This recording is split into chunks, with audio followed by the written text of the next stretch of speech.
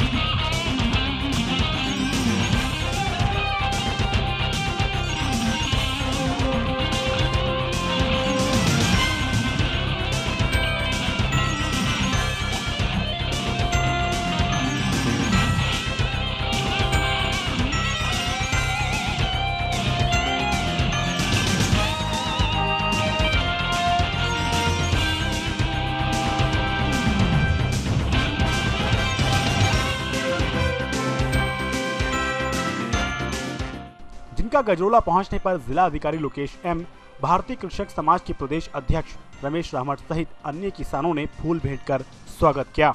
बाद में Shrimati Rekha Awasthi, DM Lokesh M और भारतीय किसान यूनियन के प्रदेश अध्यक्ष चौधरी तेजपाल सिंह को स्मृति चिन्ह व शॉल उड़ाकर सम्मानित किया गया।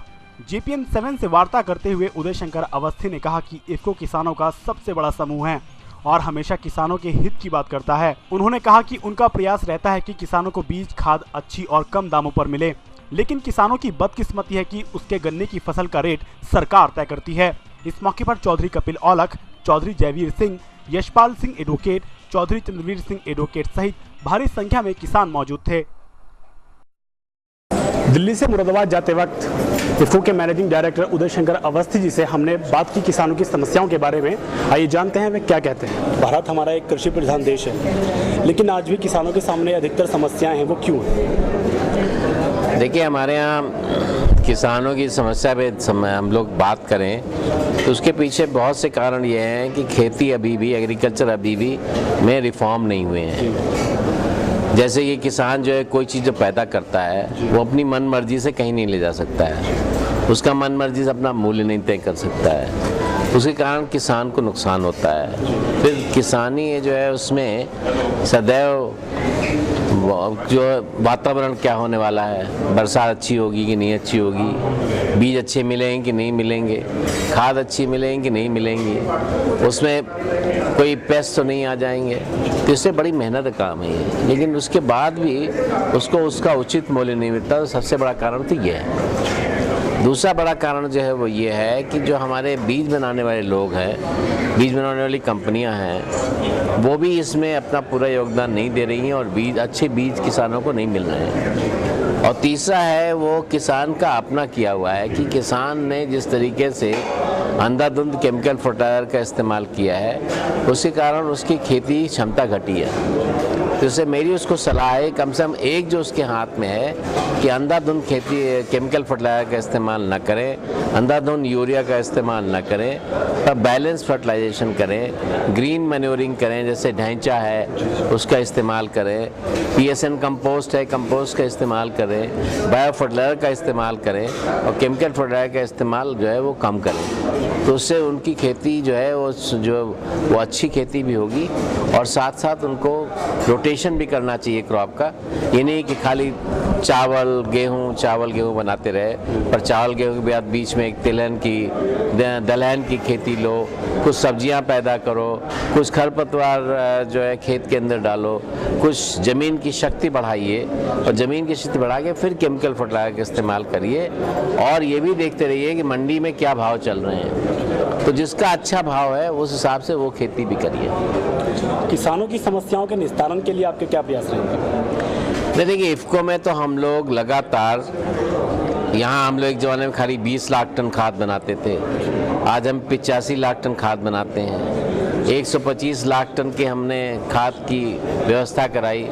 उत्तर प्रदेश में हमने 43% जो देश का उत्तर प्रदेश का खाद है वो हम लोग सप्लाई करते हैं। बीज के लिए भी हमारी संस्था IFFDC है, वो उसने बीज का वितरण भी किया हुआ है। फिर हम लोग ढैंचा का सीड लोगों को फ्री दे रहे हैं और उनसे कह रहे हैं ग्रीन मैन्योरिंग करिए। PSN कंपोस्ट बनवा रहे हैं। PSN कंपोस्ट बनाने का एक फ़ायदा और भी है कि गांव में जितनी गंदगी है वो साफ़ होकर के एक जगह जाती है और उसमें से कंपोस्ट बनता है। ये गंदगी भी साफ़ होती है और ये उसको खाद भी मिलती है। तो ये मेहनत का काम है, लेकिन मेहनत के काम में भी हम सब लोगों को ये काम करना ज़रूरी है। सरकार की ओर से किसानों के फायदे के लिए काफ़ी सारी योजनाएं चलाई जाती हैं, लेकिन फिर भी आज किसान आत्महत्या की कगार पर खड़ा है। काफ़ी सारे प्रदेशों में देखा गया कि लाखों किसानों ने आत्महत्या की है। क्या कारण मानते हैं इसके पीछे?